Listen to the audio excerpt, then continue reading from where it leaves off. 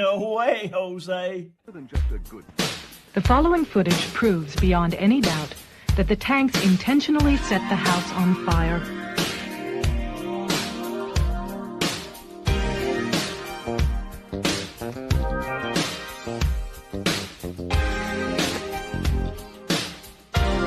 It proves that the Branch Davidians were murdered.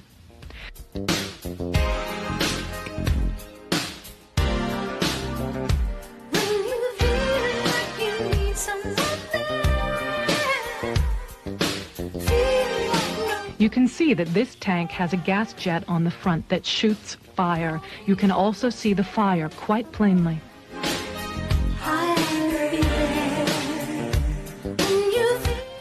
The tank goes into the house twice, and each time as it backs out, the fire at the gas jet is plainly visible.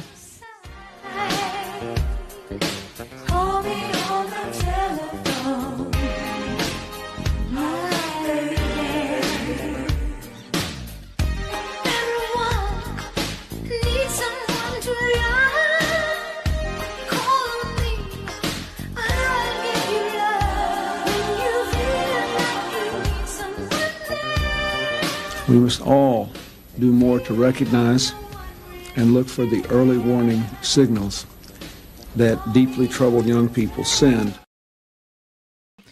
Good morning. Welcome to the No Way Jose podcast. This is the Morning Dump, and this is your host of the day, Jose Galison. What is up? Sorry, guys, we're not joined by Austin today. Austin was supposed to join us, but he started throwing up and shit. So I don't know. We'll see. I told him if he's feeling better, he can hop in at any time. So we'll see. But yeah, it's looking like he's not going to make it. He should be here tomorrow, though. So we're planning on doing one tomorrow. So I don't know what's going on. I mean, my wife was telling me, I guess at her work, she has some sort of bug going around that's similar to what Austin's dealing with. Obviously, Austin doesn't live anywhere near us, but just kind of the idea that something's going around. It looks like some sort of stomach bug's going around. I think my wife was saying she was feeling a little bit nauseous just a minute ago, so I don't know. Maybe it's about to hit us. We'll see. Maybe Austin will be hosting tomorrow, and I won't be here because I'll be throwing up. We'll find out. But one of us, hopefully, should be here tomorrow. And today, one of us is here. So, yeah, grow a mustache. You look like a Hutterite. Yeah, I do. I'm not a big fan of mustache. For one, I have a very small upper lip. So as soon as it starts, like, growing out, I start, like, if mustache, it'll start, like, as soon as I move my lip a little bit, it, like, tickles the inside of my nose. Because like just the weird size of my upper lip. Plus, my wife hates them. So yeah, I get what you mean. I do look ridiculous when my lower beard starts growing out more and I keep shaving my mustache. I don't like mustaches. I don't know. It really bugs me the way it feels. It bugs my wife with kissing, how it looks. I don't grow a very decent, it's because I have such a weird thin upper lip. I grow an odd mustache. I grow a very pencil. I grow like a thin thing. It's weird, and I don't like it. But whatever. That's enough silly little small talk about my mustache. But yes, you are correct. I probably should. I should think about looking at that. But today, this will probably be a shorter one today. I mostly just wanted to make sure to pop in with you guys because there's a lot of stuff that's this show is kind of sort of transformed into a news show, which makes sense because, like, you know, we're doing these almost daily. So, like, it would make sense that we're going to cover news. We just weren't, I guess, anticipating how much that there would be news that kind of falls within the purview of what me and Austin tends to cover. But we still seem to have plenty. That's the biggest reason I wanted to make sure I pop in here today. There's stuff that's kind of like, you know, day to day. Particularly the Israel peace deal. So I figured we'd probably keep this about 45 minutes to like an hour. I mean, I say this and watch them and I'm doing like an hour and a half because I get like sidetracked by something. But I figured we just kind of run through some things. I mostly just wanted to make sure to pop in with you guys and give you the latest on that. And then there's other little odds and ends, just clearing out my my morning dump bookmark folder of stuff that I got in here that I wanted to go through at some point. So some of this stuff will be timely, some not. I got the latest in the peace deal. There's also, we're going to be talking about today about the CIA analyst who seems to be kind of one of the good guys, and then just some other like slightly timely stuff and some old too. So, you know, what kind of what you've come to expect from the show. That's what we're working with today. Get Eddie Grimm here says, "Man, my mustache is fucking sick and thick as a broom." Well, I am a little jelly. I have this silly little thin upper lip, and I'm not made for it. So, but all right, guys, let's go ahead and get into some actual content for today. Let's bring up. We got some antiwar.com. Actually, I have a couple antiwar.com ones. This one's from Kyle Anzalone. This is from yesterday at 6:25 Eastern. So this is about a little more than 12 hours old, essentially. So, I mean, a lot could have changed since then. I haven't seen anything that's different since then. So, and I would assume that on antiwar.com it would be updated if that were the case otherwise. So, we'll see. Whoa, shit. No, never mind. Now I'm seeing breaking news. Gaza truce may not start to. Let me actually. This one might be more up to date. Now, I literally just talked shit. Oh, never mind. That's the 16th. So the one I had is actually the more up to date. Here we go. Sorry, I was looking at the upper tab and I thought something may have just rolled in as just now. I think they just haven't updated their breaking news tab. Either way, all right. Here we are, yesterday at 6:25. This is the most up to date. That little one at the top that says Gaza truce may not start till Monday was before this one. So, all right, this should be the most up to date information. This says Israel government approves hostage/ceasefire deal to take effect Sunday. So, looks like we got that approved. I mean, there was some feet dragging, so there was concern on that end for sure. So it's good. I'm glad to see that it's kind of gone through in that sense. So it says Netanyahu told the security cabinet he will not allow the agreement to end the fight in Gaza. Well, I mean, there's kind of the negative side of this. I mean, which we kind of all expected. This wasn't going to be, kind of a walk in the park. So I don't know. We'll see. The Israel Security Cabinet and the Prime Minister's full cabinet voted in favor of a hostage deal and ceasefire in Gaza. Israeli Prime Minister Benjamin Netanyahu indicated to Security Council that he only intends to comply with the first phase of the three-stage agreement. I will be frank. It is a little bit. I know this is what everyone was said is that because there's multiple stages. I mean, we may have covered this on this. I believe on this show. I believe we have. It's multiple stages. The first stage is kind of, I guess, after the first stage, you're able to. Per the way it's structured, they're able to go back into fighting. I forget exactly. Was it something like 30, 40 days or something? I forget the exact amount of time. It actually says under the deal, fighting in Gaza will pause for 6 weeks. So there you go. But he's saying he's only willing to comply with the first stage, so he's already signaling ahead of time that, hey, as soon as the first phase is up, we're going right back into hostilities. Which, I mean, he is, already staging it, so it's kind of like a known. So it won't be like oh no, what this is so out of nowhere when they start back up again. So I guess that's to their advantage. So it'll make it easier to get the war machine rolling again. But I will say, at the very least, I'm still saying, just the very least, the slowing down this war machine, bringing it to at least like a crawl, if not even some sort of a temporary stop, will make it likely harder for it to gear back up, and less likely to even gear back up in the first place. So that's the only thing we can hope for. But let's keep this going. The proposed hostage release agreement and ceasefire between Israel and Hamas cleared its final hurdles. This Israel Security Cabinet approved the deal on Friday. Netanyahu's full cabinet voted to approve the agreement early Saturday morning in Israel. Tel Aviv did not immediately issue a statement. Under the deal, fighting in Gaza will pause for 6 weeks. So theoretically, we at very least have gotten them to agree to the first stage, and they're all on board the first stage. So supposedly we're going to see 6 weeks pause of fighting in Gaza. Not to be the bearer of bad news, but what was it? Lebanon, I believe, was the one recently that they supposedly had a peace deal with also, and they just kind of but yet kept attacking them, and then kept being like, well, we're not breaking the peace deal, we're not breaking the peace deal, we're not breaking, and even had to the point where I believe it was even Blinken, or maybe it was the Matt Miller guy, or whatever the fuck his name is, were being grilled on kind of like, hey, is this ceasefire still active? Is this ceasefire? And they still had to be like, use some sort of weird, Orwellian language to kind of be like, we recognize it as being so, but yet that may not be, or some weird fucking Orwellian nonsense. Essentially, the idea of that, we were pretending as if there was still a ceasefire, even though they were just keep attacking them. So bizarre reality bending type stuff, where you're literally, punching someone and then telling them you're not punching them. In the world telling them is saying the same thing, so the person getting punched is like, what the fuck is going on here? It's just weird stuff. All right, Tel Aviv, under the deal, the pause for 6 weeks. While Hamas releases over 30 Israeli hostages. I will say apparently it's 33, which, I don't know. I'm not too much of a numbers guy. I kind of typically knee-jerk reaction is to scoff, but it's like, I don't know, come on, 33. Let's be real. That is one of those like major occult numbers. Does that mean anything? I have no idea. Release over 30 Israeli hostages in exchange for hundreds of Palestinian detainees.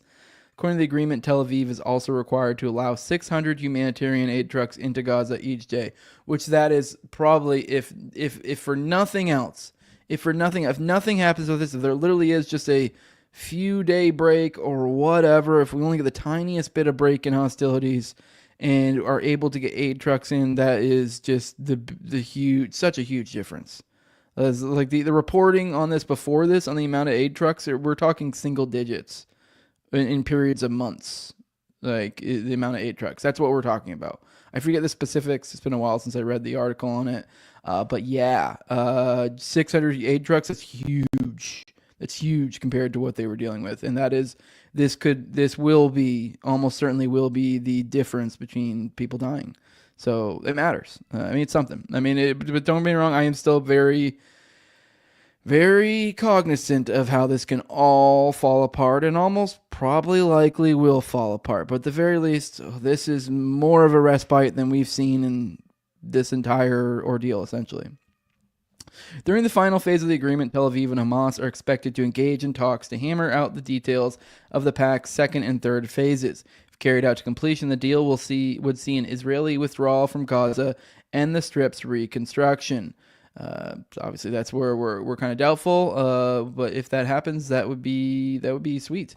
However, Netanyahu's already indicating that he only intends to allow the first phase of the agreement to play out. According to Israel's Channel 12, the Prime Minister said during the Security Cabinet meeting that Israel will likely resume fighting after the first phase. Netanyahu's assurances that he would resume the onslaught in Gaza after 6 weeks was not enough to gain the support of several members of the Security Cabinet. I don't know why I said camera. A member of Netanyahu's own Likud party, David Amsalem, joined far-right ministers from the Religious Zionism and Otzma Yehudit parties in voting against the deal. There is some concern that Netanyahu's insistence the deal will not make it to the second phase could lead to its collapse. Under the current conditions, there won't be a second stage of the deal, a foreign mediator told parties in Israel, according to Haaretz. Hamas won't willingly enter into an agreement that will lead to its destruction. Netanyahu's tactics are wrong and won't bring the last hostages home or end the war. Okay, well, that's a little bit depressing that they're kind of making the point that it may fall apart. It sounds like they're implying that it may even fall apart before it even starts type deal, or in the first phase, since Netanyahu is signaling so hard that it's only going to be the first phase. That like, hey, we're just doing a pause in hostilities, swapping hostages, and we're going to go right back to killing you. So that kind of removes any sort of incentive for the other side to play nice through the formalities of working through the second and third phases, knowing there's not going to be one. So I don't know. A little bit of a bummer. The most vocal opponent was National Security Minister Itamar Ben-Gvir. In a last-minute plea for his fellow ministers to reject the proposal, he said, "Everyone knows that these terrorists will try to harm again, try to kill again." He continued in the video statement, "I call on my friends in the Likud and in religious Zionism parties. It is not yet too late. We still have the cabinet meeting. We can stop this deal. Join me. We can stop it." Mossad chief David Barnier came out strongly in favor of the deal. "We must pay this moral debt. This deal is ethically and morally the right thing to do. It is a humane deal. It includes mechanisms that will ensure our security," he said. Netanyahu caused alarm on Thursday when he delayed the Israeli vote on the deal, claiming Hamas tried to make last-minute alterations. While the vote was delayed, the ceasefire is still expected to take effect on Sunday, with a pause in fighting and the release of 3 Israeli captives by Hamas. Channel 12 reported that Tel Aviv only agreed to keep Sunday as a start date because it received significant pressure from the Biden White House. Well, it's good to see that Biden White House is putting some pressure on it. Maybe they know they'll look foolish now, and it looks like the Trump administration kind of got them on the start, and now they can kind of pretend like they're doing something here.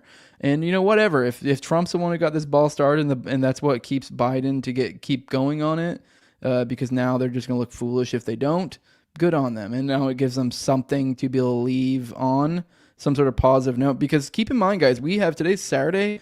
come Monday, Trump's going to be inaugurated. So it would make sense between the two of them. They both are kind of incentivized to want this to, at the very least for the short period of time, these next few days, to look really good. And Trump is, I guess, obviously past that. But at least for these next couple days, Biden's incentivized to keep it plugging along, and then Trump is as well. Because both, it kind of works for both of them. It gives Biden an opportunity to kind of be able to give a soft landing for, his awful administration, his awful 4 years, to be able to go out on some sort of good note. It can be framed historically as, he was the one who worked towards ending the hostilities of one of the worst genocides of the 21st century, or something like that. You know what I mean? Like it can get framed later in history differently. You also can frame it as the end of the Afghanistan war. I mean, obviously, both of those are far more complicated than just a simple, way of putting it like that. But if you're looking at it from historical terms, it may work out better for him. And I don't know, maybe he cares about his legacy like that. And also, obviously, Trump coming in, he wants to look like the hero.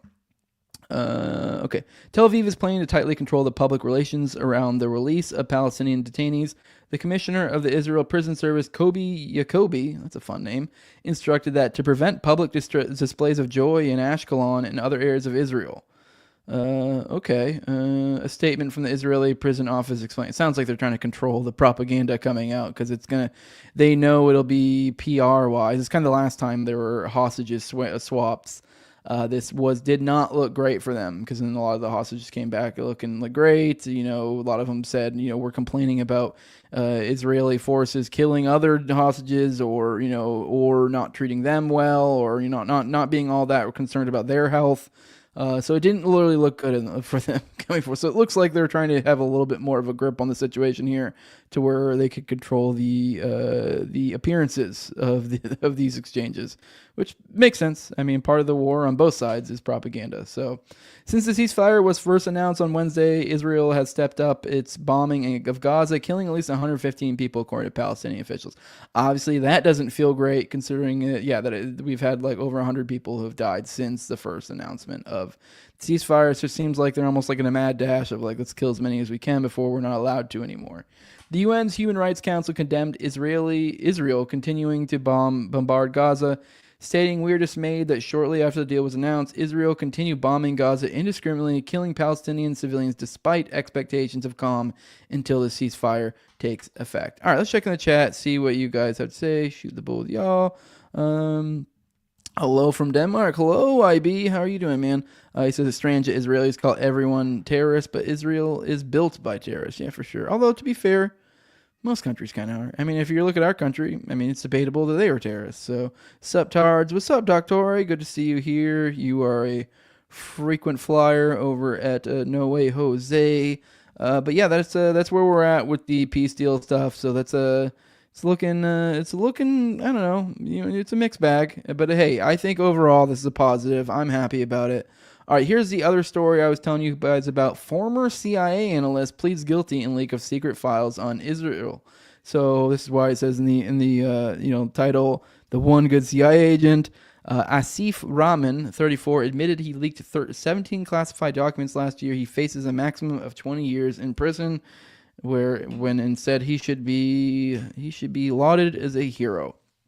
All right, a former CIA analyst pled guilty Friday to leaking highly classified records that detailed Israeli military preparations for a retaliatory strike on Iran, which were posted on social media last year and led officials to delay the attack. This guy literally, assuming that it delayed attack, he literally saved lives. So good for him.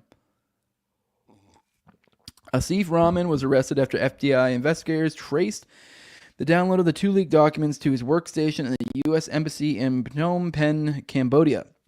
The records from the National Geospatial Intelligence Agency, marked top secret, which, if I recall correctly, this is, maybe I'm remembering this wrong, but this is the National Geospatial Intelligence Agency. Not that I'm saying there's any sort of connection there. I'm pretty sure with the Kekawa story, if any of you guys recall that, I'm pretty sure that's what that Fed supposedly, the entity they supposedly worked for. Not saying these things are connected. Maybe they are. I just found that interesting because it's a weird agency you don't really see much. I'm pretty sure that, if I recall correctly, that's where he supposedly came from. Anyways, described aviation exercises and movements of munition carts on an Israeli airfield that were consistent with preparations for a strike on Iran, but contained no images, U.S. officials have said.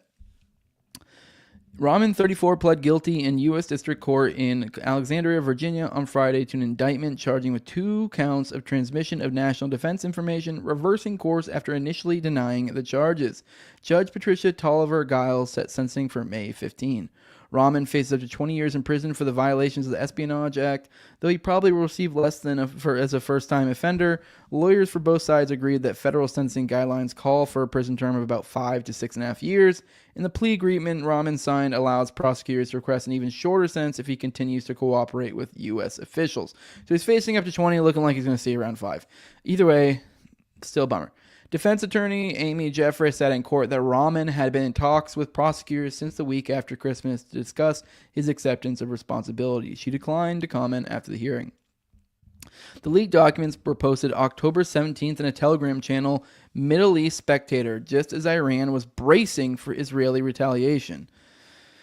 Tehran had fired nearly 200 ballistic missiles at Israel about 2 weeks before the leaked documents appeared online, in response to the killings of leaders from Hamas and Hezbollah last year. Like, this guy quite literally, could have prevented this whole situation from getting even further out of hand.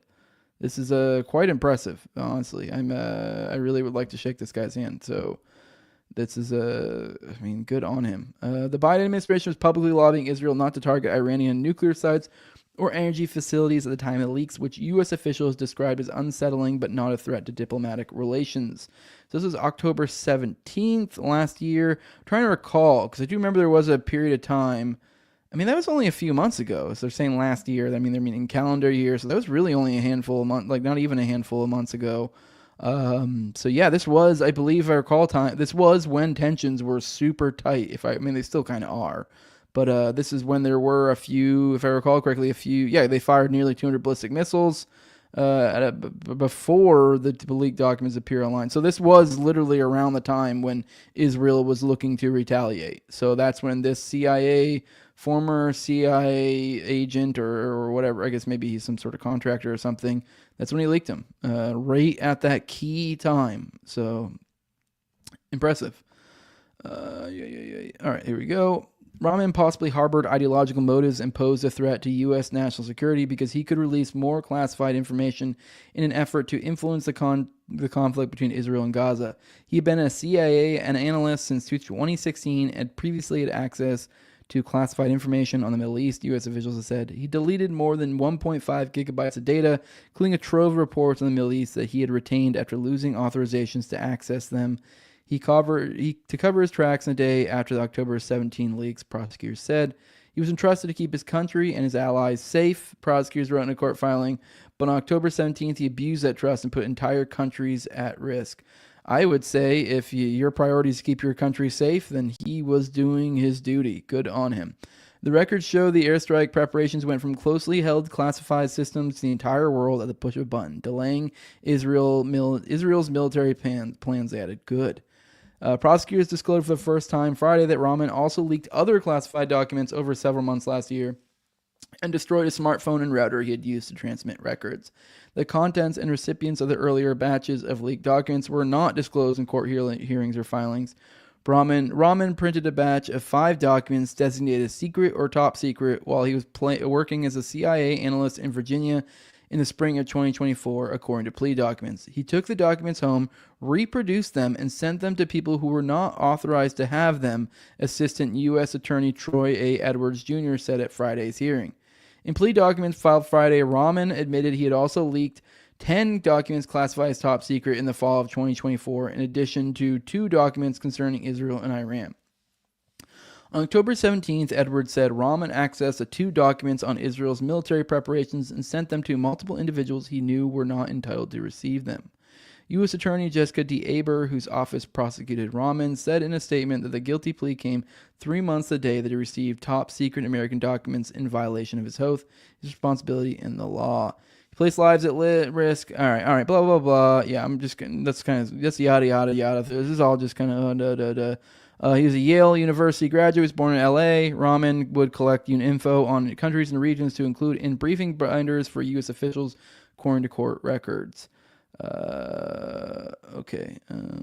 All right, Rahman pled guilty. Okay, I'm just trying to extract the rest. Not you hear all this fucking like, oh, this is so bad nonsense. There's a lot of stuff we can yada yada over here for sure. His wife had been planning to move in with him in Cambodia this month, and he was planning to visit Thailand and then his family in the D.C. area when FBI agents arrested him in November. His attorney said he shook hands with prosecutors and nodded to his family in the courtroom gallery before being led away by U.S. Marshals after the hearing.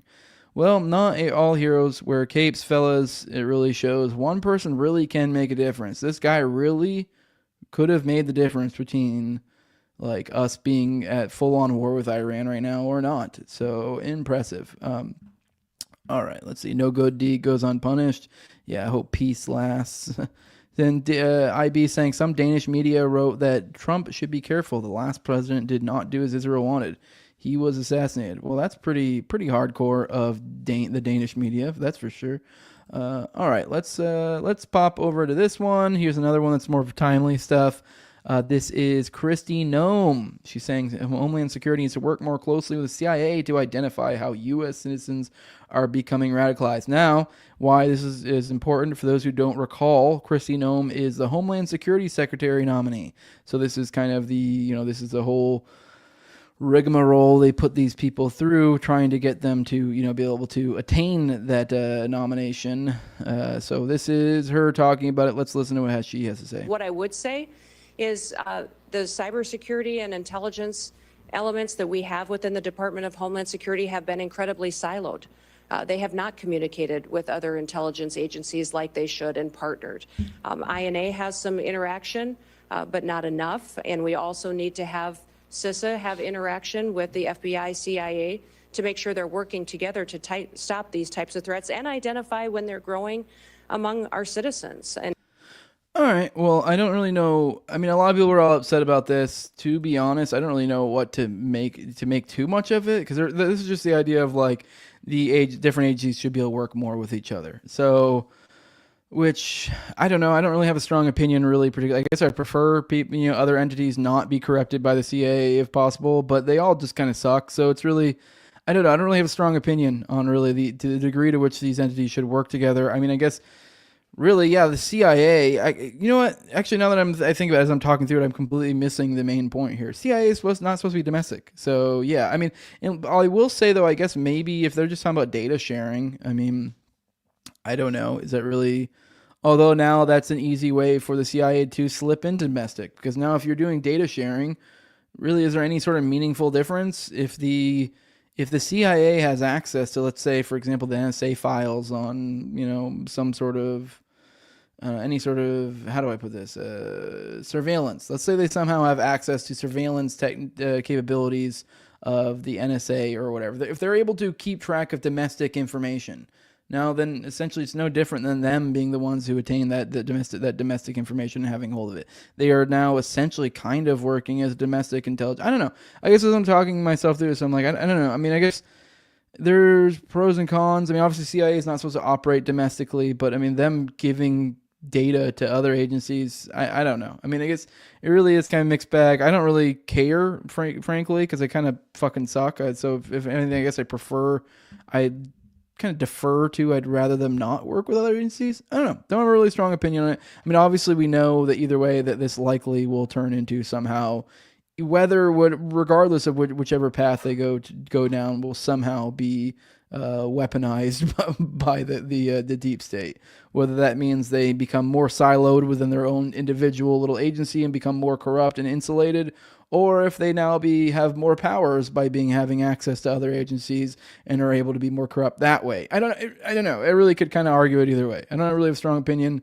I mean, but I guess generally speaking, stay away from CIA. So I don't know if you guys have any thoughts. Otherwise, I don't really have a strong opinion on that. I know a lot of people are making much to do about it. I just, I don't know. I guess generally speaking, I get it. You do want to keep the CIA pretty much out of anything you can. All right, guys, here is a tweet that I really thought would be interesting to kind of highlight from Lena Ajit. This is I had her on my show a while ago. really interesting follow. Tragically underfollowed. She needs far more followers. You guys should give her a follow. But she kind of, I understand why. It's kind of like niche. It's kind of like the kind of stuff that like me and Austin are into. Actually, I have two of hers. One referring in reference to the Finders cult that I have up here that we'll go into in a minute, and then this in reference to the Long Island serial killer. So she's kind of really in the weeds of these different like odd little niche things that things like me and Austin are into. We talked about like Aya the Chicken Hawk type of stuff. I believe we called the episode "Program to Chicken Hawk," if I recall. So that was a really great episode. I had her on a while back. Check that out. We were kind of tracking. Kind of honestly, really just kind of the connection between Program to Kill type stuff and, was it, not To Kill a Mockingbird, I forget what it's fucking called. I just said Chicken Hawk, Eye of the Chicken Hawk. So like the intersection of those two type things and where they connect.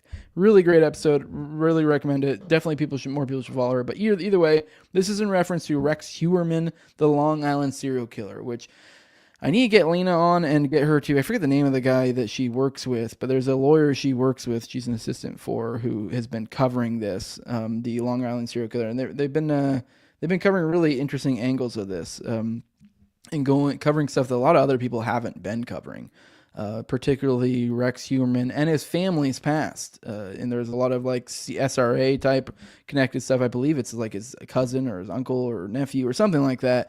That is that literally had been, it was either criminally or civilly charged for SRA, and he was running some sort of church somewhere, and then then he has his family. Then Rex's wife and daughter both were really into weird stuff. I believe there was implications there may have been snuff found when they found it. So there's crazy shit going on, and this has been a serial killer that's been active for I believe decades. They've been finding bodies for a while. So.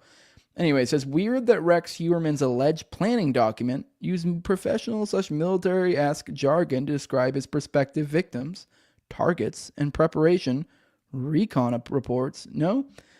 She says T1 target 1 is Daniel Gooding, sister of disgraced DOJ Bush-appointed Monica Goodling. But either way, I mean, I know this is for the audio listeners, maybe it's not the greatest, but for the visual people here, you can take a peek at this thing. And this really does look like some sort of military document or something more formal, which I guess if you were a serial killer I don't know, you could kind of get pretty autistic about this shit. And this, you would go to this degree, but this very much, I mean, I don't know, guys, go check this out on your own. It even says at the top left, HK 2002-04. Now, that might be just the way they indexed it for like for evidence. I'm not sure if he did that. But either way, you can see he broke it down by problems, supplies, DS, whatever the hell that means. The sites, I guess, dumpster sites, TRG, whatever that means. So Target 1, Megan. I mean, he's got all little notes in here. It very much looks like, a lot of code words. Very much looks like some sort of military document. And I don't know. I don't know what to make of that. I mean, obviously the implication is, I said like Program to Kill a little bit ago.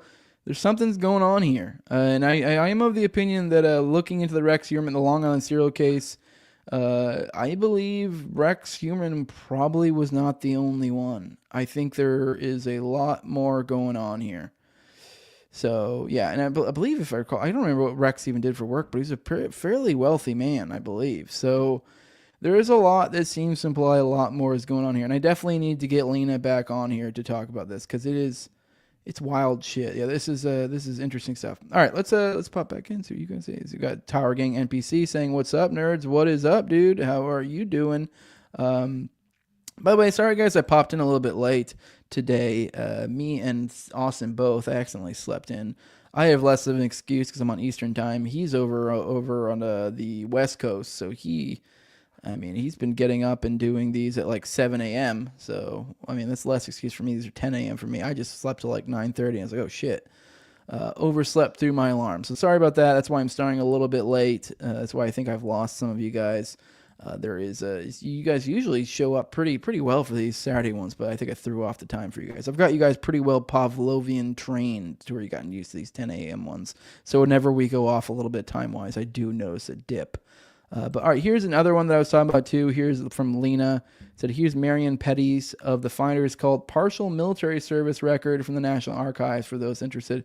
Petty spent some time in the Caribbean in 1946, was a linguist at Reen, Maine Air Force Base, and had top secret security clearance as an Air Force OSI, it seems. As Air Force OSI, it seems. Now, I'm not going to try to go through this with you guys because that would be unenjoyable for one to like try to decipher documents or read every little spot, but I just kind of want to showcase the kind of stuff you can find in there, and also just kind of remind you guys about the Finders Cult. For those who are unaware, me and Austin have covered the Finders Cult on my show. We have a series, so you can go to my playlist and go check that out.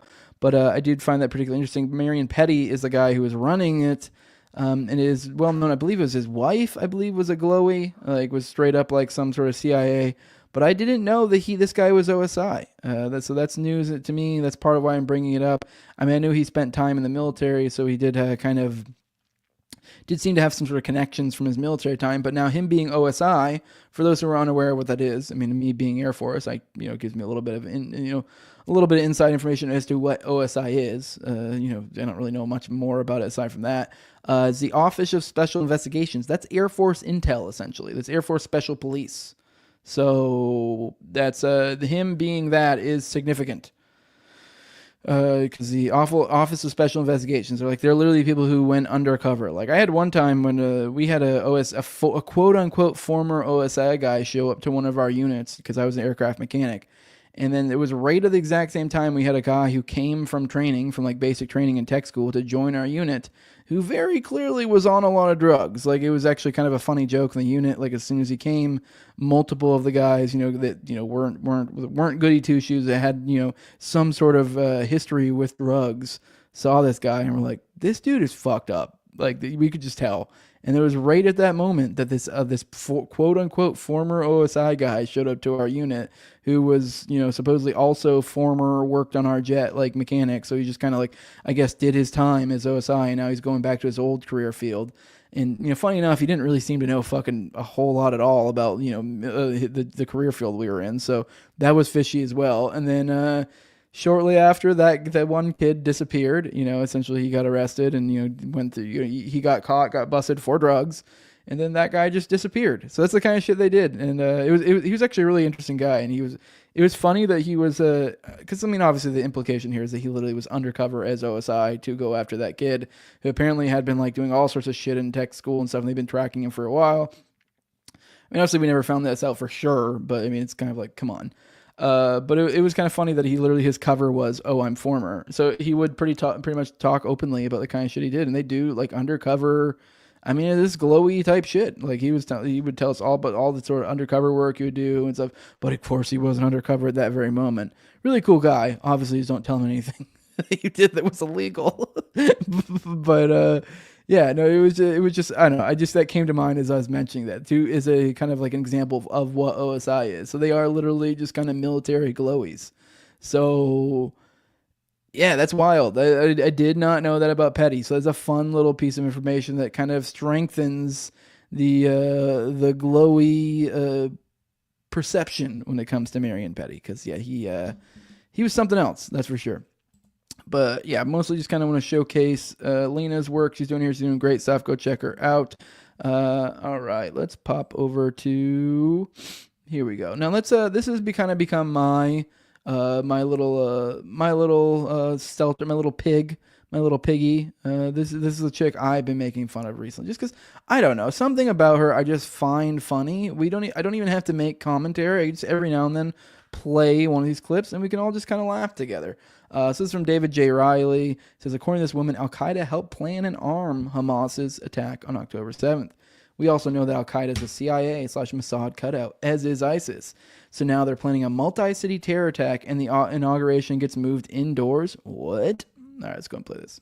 Back to the interesting point. You said that you guys think that they've sent at least 15. Al-Qaeda alone has sent at least 1,500 people here in the United States. Correct. What do they plan on doing with them? They have a 2025 multi-coordinated, multi-city plot to avenge the death of Osama bin Laden. Okay, so I've watched you on podcasts. I've never heard that. Could you explain that more? We're going to put our report on Monday, but essentially, Al-Qaeda is actually who helped plan the Hamas attacks. The Hamas attacks is a dress rehearsal. So the Hamas attacks is the practice attack, and then the big attack is going to be in the United States and then in 4 countries in Europe. Okay. The freaky thing about these that I hate is that I'm sitting here laughing at these and making fun of this broad, but it's also like there's a sinister part that's like, this could all happen. And there's a 2-pronged thing here. For one, obviously these guys are gonna go, look, I told you it was a dress rehearsal. I told you it was gonna happen. And it's like, but it's on the other hand, so they for one are gonna gloat about it and act like they were right. But then 2, it's like, maybe I'm overly anointed, but it's like, but were you right, or did you kind of? Is it like kind of predicting like I'm going to slap or you're going to get slapped in the face tomorrow and then I come and slap you in the face tomorrow? You know what I mean? Like it's kind of like if you go, see, I told you, it's kind of like, yeah, well, you kind of made that happen there though, didn't you? You kind of had a big old hand in that, didn't you? It's not as simple as we're making it out here. Like, oh, the big baddies, they're coming over here and nothing else going on. This is going to happen completely organically. But all right, let's keep playing. You guys want to go home and load magazines? Yeah. Yes. I'm thinking. I hope a lot of people come into your shop and stock up. It would be smart. Really? Wow. Yes. What's the time frame? All we know is that the attack was planned for 2025. Okay, now he's saying that apparently the inauguration got moved indoors. I don't know if that's true. I mean, either way, that aside, it's like but I don't know. If they're moving inside, it's not that crazy. I mean, the dude has already had an a couple assassination attempts. So is it really that crazy that we'd have him move inside? I don't really think so. But all right, let's pop back in here. Here's a funny story that I believe from one of you guys shared. And there's nothing meaningful here. I just thought it'd be funny to share this with you guys. Travis Garland booked tonight on charges of criminal trespassing and assault for entering Gordon Jewish Community Center dressed in a rabbi disguise Monday night. He insisted on seeing a rabbi. Security got him off the property. Detectives coming to continue to examine his background. Just funny story. Here he is. Oh, no, never mind. That's Sacha Baron Cohen. But yeah, here he is as a rabbi. I guess he just thought it'd be funny to show up like this. And I don't know. Maybe there's more to this. Maybe it was a bit. But either way, kind of funny. All right. All right, here is, now I have one more thing for you guys, and I think we're probably going to get out of here after this. Like I said, we're going to keep this short. I really mostly just want to pop in and give you guys Israel updates. But here is a new FOIA from the Oklahoma City bombing. Obviously, to some extent, I'm taking this guy's word. I don't know if this is or new or not, but I haven't heard of it. This is from the Oklahoma City bombing. William Pierce, author of the Turner Diaries, was interviewed by the FBI, which the Turner Diaries, for those who are unaware, is the diaries that is a book essentially that's kind of known as being like a racist right-wing kind of propaganda. It's what Timothy McVeigh had pretty much at all times. It seems like was always trying to give them to people, different copies. It was kind of almost like his when you have like a Mormons or whoever coming to your door and hand you tracts. That was kind of like his tract of like, have you heard about our Lord and Savior racism kind of deal? Like that's basically kind of what it was being used as by McVeigh. All right, was advised. Okay, so here's the document. So said Pierce was advised by the NA as an organization's purpose. He did not identify, but yeah, go check this out. I just find it interesting. Several times during subsequent discussion referred to Jewish groups, specifically the ADL. So this just kind of just goes into specific things within this that they talked about. He indicated that the NA operated independently from other groups with similar philosophy and specifically denied any association with militia groups. Now, what is he talking about when he says NA? National Alliance.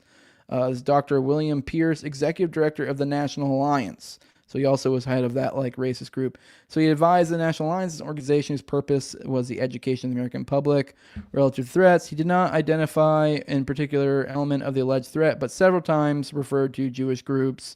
He indicated the National Alliance operated independently from other groups with similar philosophy and specifically denied any association with militia organizations. He had no time to the interview regarding the bombing, indicated any shock, remorse, or condemnation. He advised that as the author of Turner Diaries, which used the pseudonym Andrew McDonald, he did not believe he could be held responsible for an act such as a bombing in Oklahoma City. He further advised he could not control the conduct of anyone who may have read his novel, which is fair. Although, I mean, to be fair, I haven't also read the novel, so I don't know what the hell he's saying in it. But he further indicated that the National Alliance attempts to obey all laws, and it was not the National Alliance's intent to break any laws. He indicated they still viewed the FBI with some respect, as he believed the FBI had not allowed its investigative direction in the Oklahoma City bombing to be manipulated or directed by the media agenda, which is funny. The interviewing bureau agents advised Pierce that the FBI regarded objectivity and professionalism as being of paramount importance it looks like they put a stamp, whatever. Here we go. Here's more.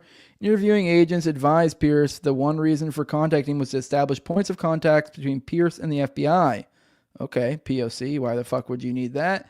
Pierce appears to appreciate and acknowledge the FBI's position and concerns expressed by the interviewing agents.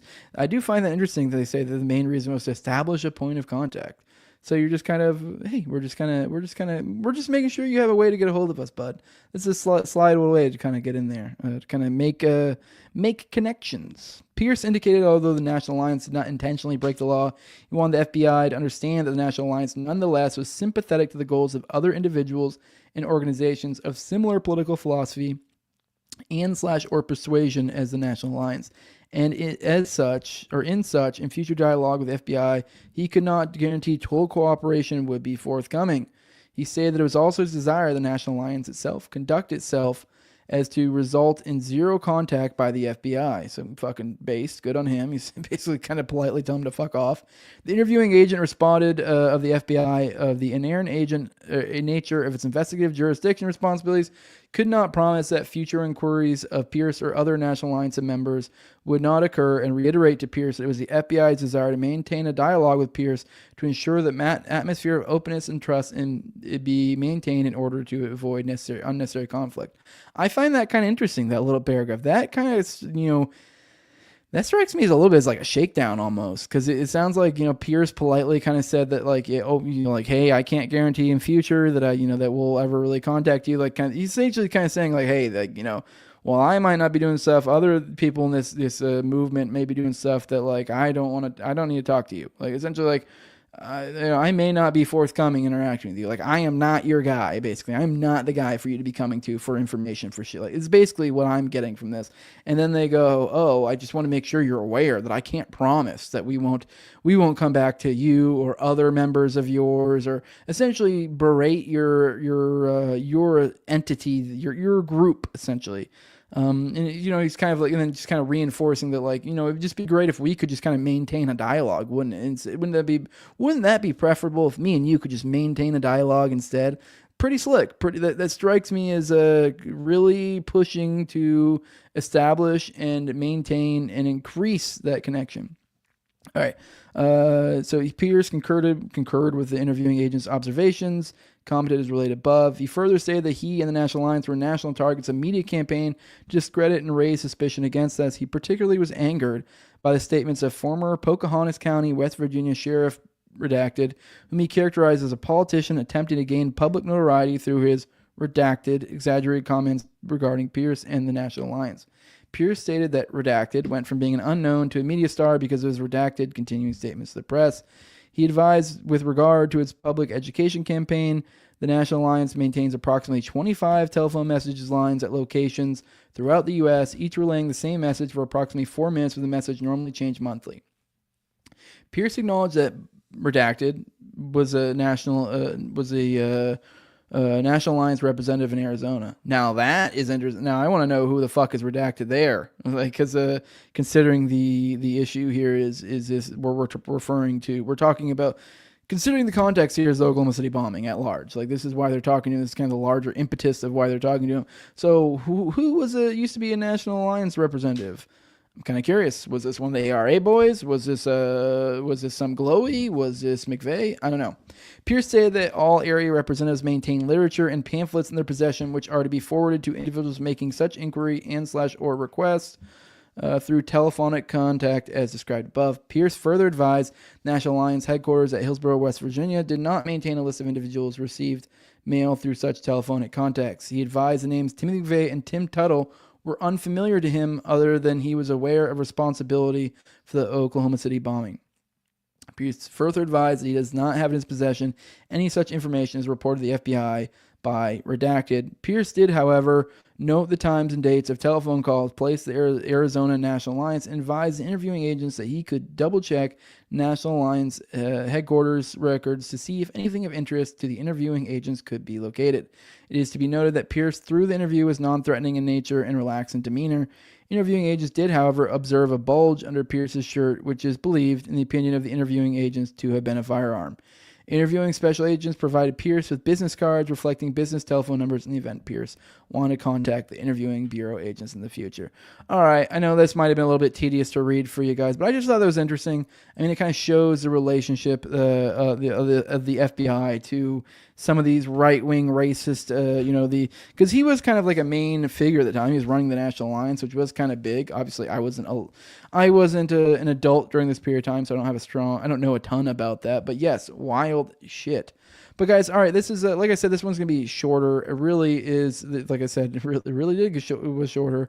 I wasn't lying to you. That's all I wanted to go through with you guys. So make sure you guys pop in tomorrow. Austin should be joining us tomorrow. So that should be interesting. I'm looking forward to what me and him have to talk about. Obviously, next week too, we'll be back with you guys. So keep popping in here. Roughly about 10 Eastern for every one of these morning dumps. I also have I interviewed Jeremy Slate on Thursday, so I'll drop on Friday.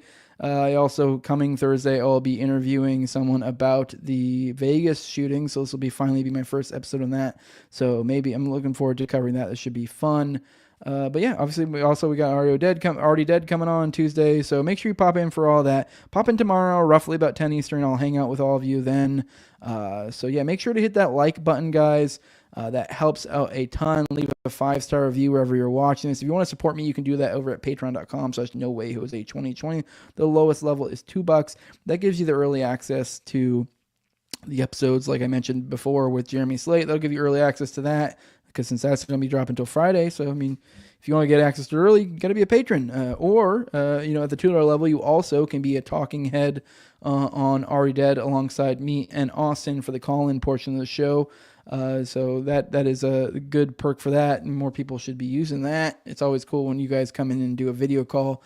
But also, my highest level is I completely forgot too. We also got an ad-free RSS feed now over at Patreon. So there's a link there that you can use in your podcatcher and allow you to get an ad-free RSS feed, so you won't have to be bogged down by those ads anymore. But the highest level, those are my sponsors. I read them off every episode. And my co-host on Tower Gang, at Tower Gang Toad. Also have at AbrogateDees, at ZOVERACK, at _Infinite Zeal. Then I also have Tim Tuttle, at Jolly on Klebold. And then Will Bell is Delicious Blueberry Rabbit Eye Wine. And then a big fan of the show, Torin May. And then at INWARD Lover, at Inward Lover, because we also learn to look a little bit inward and learn to love ourselves. We should all be inward lovers. So yeah, I appreciate you guys supporting me, doing what I do. It really helps out a lot. Make sure to like, share, subscribe, comment, all that good stuff. We're gonna be back tomorrow. It should be a longer one tomorrow. I just didn't have a ton, and it was just me, and I was kind of expecting Austin to be here, so sorry. So it was more of just like a kind of cleanup, going through some of the stuff I want to go through, and then obviously, like I said, with the Israel stuff, I just thought it was kind of important to kind of give you like a day by day, since that really can change any moment. But yeah, with that, guys, we're out of here. Appreciate everyone who showed up. Bye-bye. Deuces.